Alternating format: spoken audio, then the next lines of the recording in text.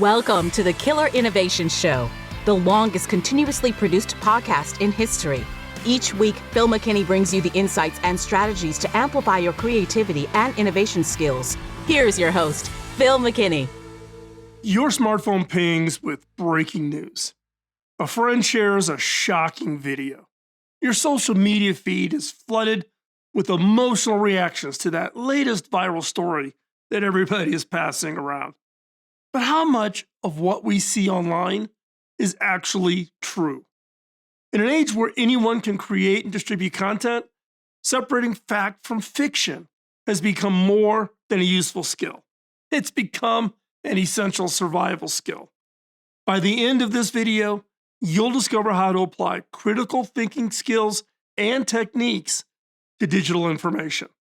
You'll cut through the deception, shield yourself from that manipulation, and build a reliable knowledge foundation in this complex digital world we all live in.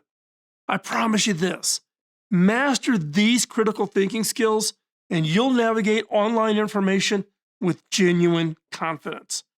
You will be able to make smarter decisions while avoiding the traps that snare so many others. In a world awash with misinformation, that's a superpower worth having. So, what were we talking about digital literacy? Well, digital literacy stands as one of the most vital skills for today's world. But what does it truly mean? At its heart, digital literacy is your ability to find, evaluate, and communicate information effectively through all of these digital platforms that we're on. This skill transforms how you interact with online content. It helps you tell reliable sources from the shaky ones. It lets you spot manipulation tactics a mile away. It empowers you to make choices based on solid information, not questionable, shaky claims. By building your digital literacy, you gain a crucial filter for the overwhelming flood of content online. This clarity leads to better decisions, both in your personal and your professional lives. And as we'll soon see, the stakes could not be higher. The digital literacy crisis surrounds us daily, and it's literally hiding in plain sight. We experience it every day. We see it when wild conspiracy theories race across the internet much faster than the factual corrections can keep up. We witness it when deep fakes blur the boundaries between what is real and what is fabricated. We notice it when even the sharpest minds fall prey to sophisticated online scams. The crisis shows itself in everyday behaviors. People share dramatic headlines without reading beyond the title. Emotionally charged but factually wrong memes spread like wildfire. Many struggle to tell the difference between genuine news and satirical content meant to entertain, not to inform. And even worse, most people don't realize how algorithms customize their content feeds. These invisible filters create echo chambers that reinforce what you already believe while screening out any challenging perspectives. This algorithmic bubble doesn't just limit your personal growth, it drives societal polarization, making meaningful conversations across different viewpoints nearly impossible. But there's good news ahead. While the crisis is real, the solutions are within our reach, and they start with 5 critical skills that anyone can master. So boosting your digital literacy isn't the mountain it might seem. These 5 critical thinking skills, practical exercises, and straightforward advice that I'm hopefully is giving to you unbiased will guide your journey. Each skill builds on the last, creating a complete toolkit to navigate today's digital information landscape. So let's dive into the first and perhaps most important skill, one that could change the online world overnight if everyone would just practice it. And that is check before you share. The urge to instantly share compelling content hits hard. That shocking headline, that outrageous claim, that perfect comeback to the other side's argument. But this impulse often bypasses our critical thinking. In our rapid fire digital world, false information spreads in moments, usually through well meaning people just like you and me. And so, in fact, in some cases, you may have done it. I know I have. The foundation of digital literacy starts with the simple habit: verify before you amplify. Ask yourself these quick questions before you hit that share button. Have multiple trustworthy sources reported this? Was this designed to trigger my emotions rather than my reasoning? Is the source open about its methods and its evidence? Those extra moments of verification might feel small, but they create massive impact. They represent the difference between spreading clarity or spreading confusion. So, what are the steps to verify before sharing? One is read beyond the headline. Headlines grab attention. They're not nuanced. Always read the entire piece before you share. Two, identify the source. Check if the information comes from an organization with editorial standards and fact checking processes. Three, look for the date. Old news masquerading as current can mislead completely. Verify when the content appeared. Four, check the URL. Watch for imposter websites with just slight misspellings or unusual domains that mimic legitimate news sources. Five, cross-reference. See if other reputable sources report the same information. A major story appearing on only one site should raise some big red flags. Six, look for the author's credentials. Credible articles typically have authors with verifiable expertise or journalistic backgrounds. By applying these steps, you transform from part of the problem into being part of the solution. But verification is just the beginning, because some content is specifically designed to bypass your rational thinking in ways that are sneaky and you might not even notice. So, the second of the critical thinking skills, recognize manipulation tactics. Beneath the surface of our digital world lies really a sophisticated array of techniques designed to influence your thinking without you even being aware. Learning to spot these manipulation tactics gives you back control over your information diet. From clickbait headlines that create that irresistible curiosity, the gaps to the algorithms that feed your content matching your existing beliefs. These patterns shape your perception in powerful ways. The good news, once you see these tactics, they lose much of their power over you, and recognizing them helps you build a more balanced perspective on complex issues. So, what are the steps to recognize this manipulation? First, watch for emotional triggers. Content designed to spark that strong reaction, that outrage, that fear, that amusement, often aims to short circuit your rational thinking. The second one is identify those filter bubbles. Notice when your social feeds show overwhelming similar viewpoints. This signals that you're in an algorithm created bubble that limits your exposure to diverse perspectives. Three, question perfect narratives. Be skeptical of stories that just seem too neat or that completely villainize one side while portraying the other side as flawless heroes. None of us are perfect. Four, notice urgency cues.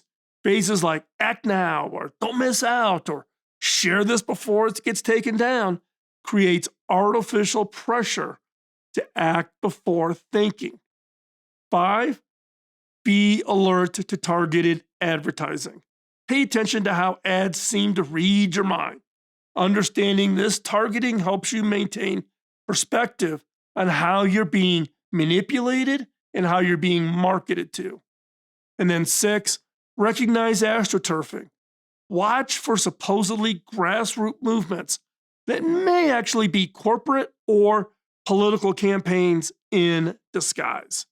And as you develop this awareness, you'll find yourself less easily swayed by manipulation and more capable of engaging with online content on your own terms.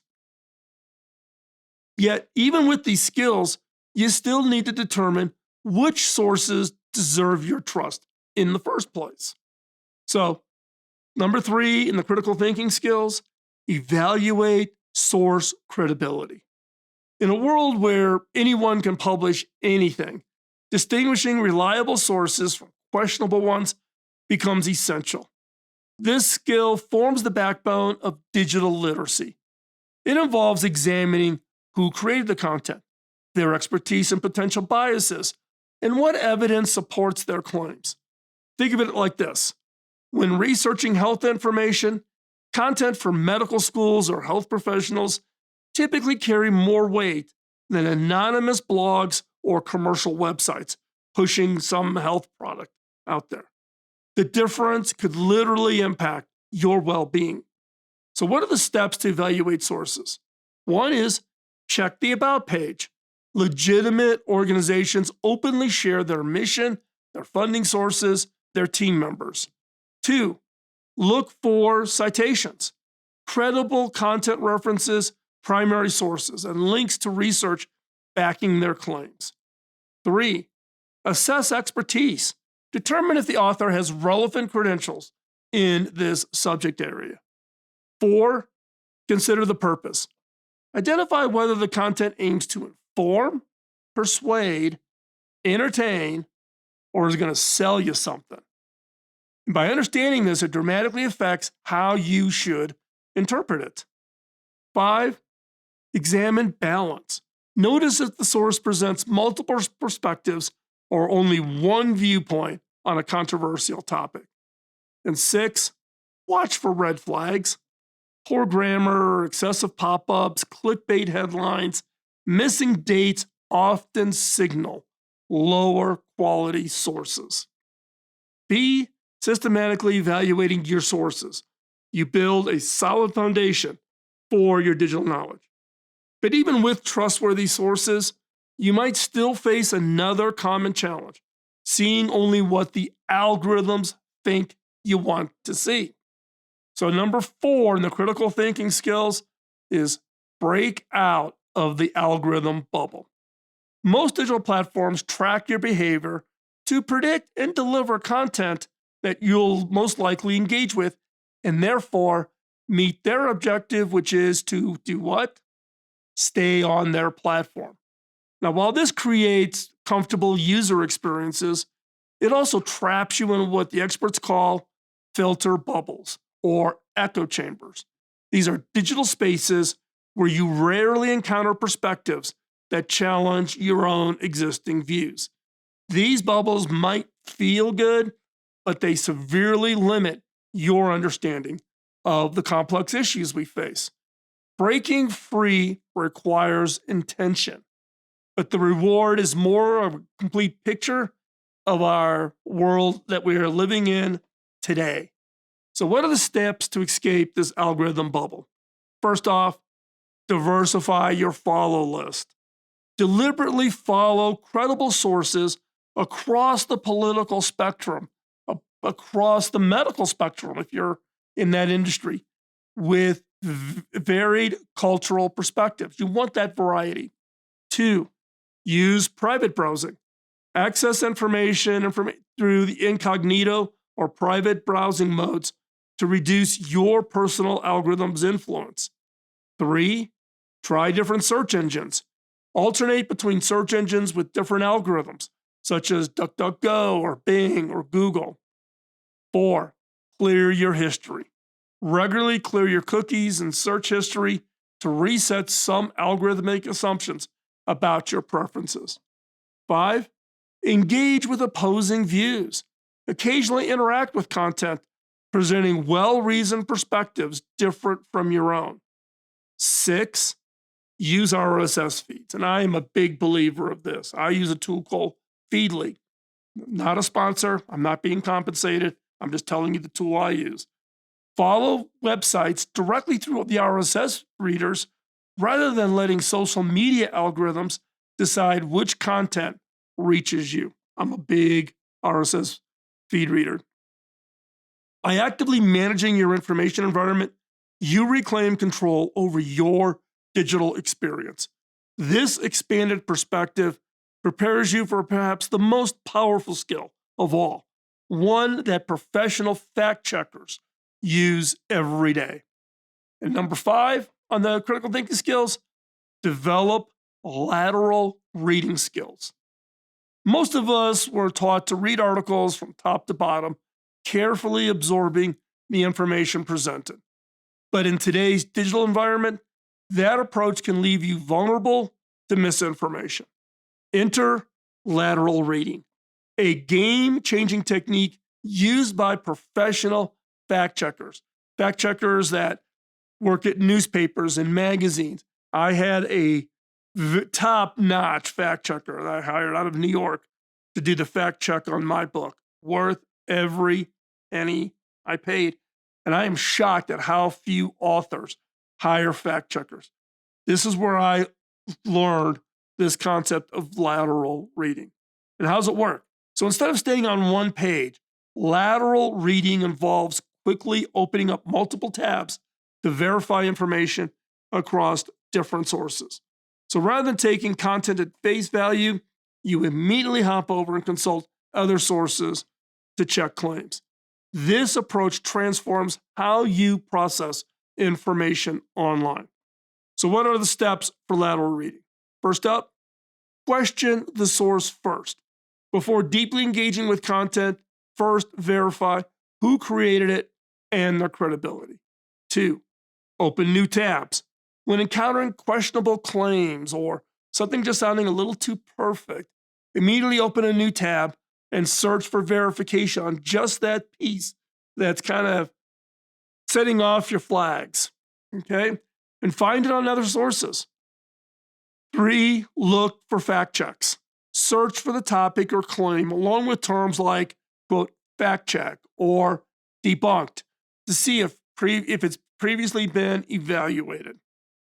4, check Wikipedia for context. Now look, Wikipedia is not perfect, but it often provides a balanced overview and most importantly, references that can jumpstart your verification process. Go to the bottom of the Wikipedia page and all of the sources are referenced with links.